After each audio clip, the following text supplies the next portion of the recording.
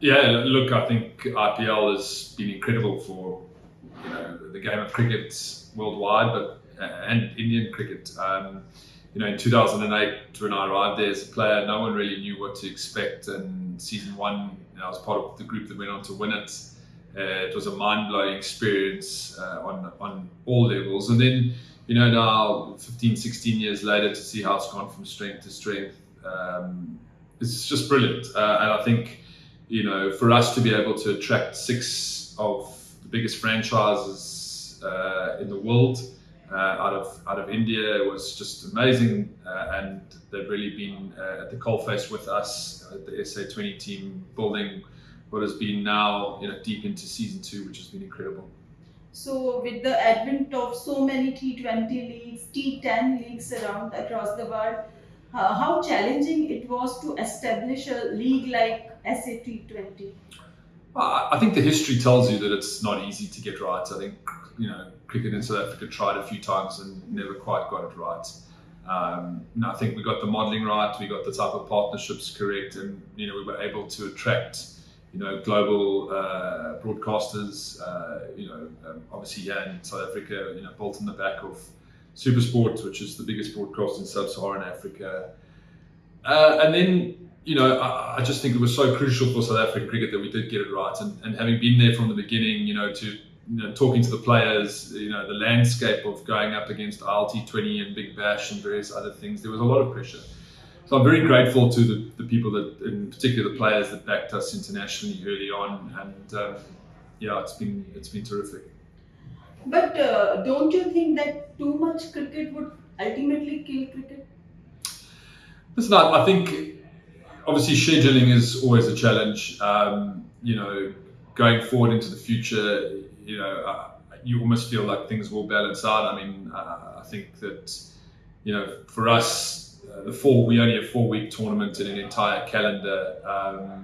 I think our window is perfect for what we want to achieve. We are at the coalface of trying to keep South African cricket strong, player development, commercial, bringing fans back to our game, that had been lost over years. So, I think for world cricket, to keep South African cricket strong, SA20 plays a very, very important part. So, what are the future plans for the league? Are you going to expand it, maybe a 10-team league, or maybe a tournament like Champions League where IPL, Big Bash, and SH20 winners can compete? Yeah, look, I think for us that's something that we would look at. I mean, IPL is just enormous. There's lots of talks that the 100 is privatizing as well. America started up. So for us, we would always look at opportunities to expand and to offer exposure. One day, as you say, could the winner of SA20 play the winner of the 100 or the IPL? Those are things into the future, I think. But as the game balances out and we figure out what the future looks like, there's certainly things. But for us, the fact that you're talking about us like that, to say that we're on that level where our teams could compete in a Champions League and we could be central to that is exciting for us, because we set big goals. We wanted to be the biggest league outside India after the IPL. And you'll see in South Africa we want to be the number one sport and entertainment. So when you come to our stadiums, you see so much going on in stadiums for fans, and that's ultimately, we have big goals, and so that's nice to know you put us on that level. So here is one person who has played around 100 tests, 117 to be precise, scored 9,000 plus runs in test cricket and leading country to a record 54 test wins, and now promoting a T20 league. So where did this change come from? I think I'm a fan of cricket. I mean, I love Test cricket, and I want to see Test cricket strong. But Test cricket is probably only ever going to be a 6 or 7 nation, format.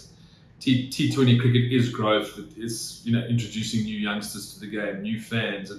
It's offering an opportunity to grow into new markets. And you think about the Olympics in 28. You think about America trying to touch around cricket and.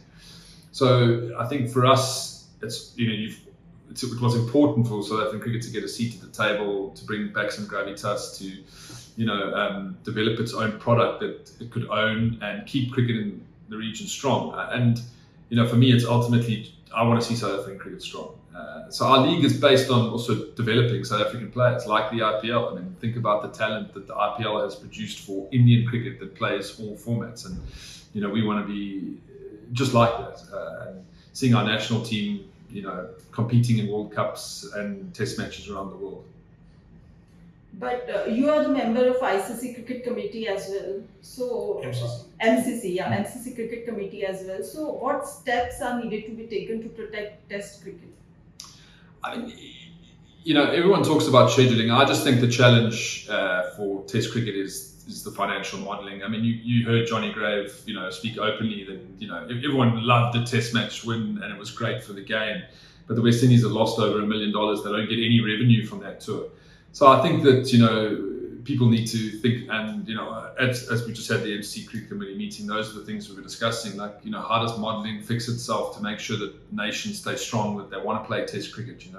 When a CEO of South African cricket or West Indies looks, it costs me more money to play a Test match, I make more from a T20. Those financial decisions eventually impact format. So we've spoken about a Test match fund. We've spoken about what are the revenue modelling that could keep Test cricket strong, and hopefully the ICC would be looking at that going forward into the future. But does the state of South Africa in Test cricket hurt you? It does. I mean, we haven't played good Test cricket for a long time. I mean, I was looking the other day. We've got some quality players, but no one's really averaging above 40 anymore, and we used to have we played 6 batters close to 50. So I want to see. I mean, I think England and the way this England Test series with India, what happened in the West Indies, the way England are playing the game. Obviously, India have had a great team for a long time. Those are important. South African cricket has just dropped off, and we're trying to make sure that we produce enough players to get us back. So with the immense success of franchise-based league and cricket's inclusion in Olympic program, do you think that cricket will be in position to challenge soccer at a global stage in near future? You hope so. I mean, that would be terrific. I mean, soccer obviously is many more nations around the world play it. I mean, cricket is really blessed to have the subcontinent. The fan base there is just massive for cricket. The love for the game is just insane. So that's where cricket is extremely blessed. And if cricket can grow into other big markets and attract more nations that are competitive, then I think that's only good for the game. I think from a global, if you just look at the numbers, I mean, cricket attracts huge numbers, especially at world events and eyeballs, largely because of the subcontinent. But I mean, as I say to you, T20 cricket is that opportunity to really challenge, like the football or growth markets. We just spoke about the future of Test cricket, but one-day cricket is also gradually losing its sheen. So, what is your take on that? Well, I think we saw a very successful World Cup in India. I think that just the challenge for one-day cricket is now, once you finish the World Cup, it almost loses its place in the calendar for a bit as you build up to the next World Cup.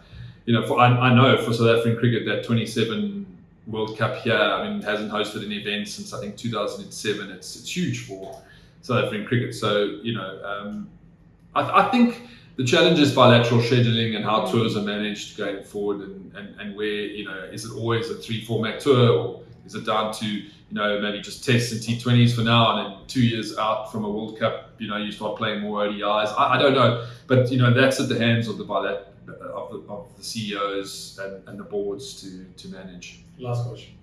Oh.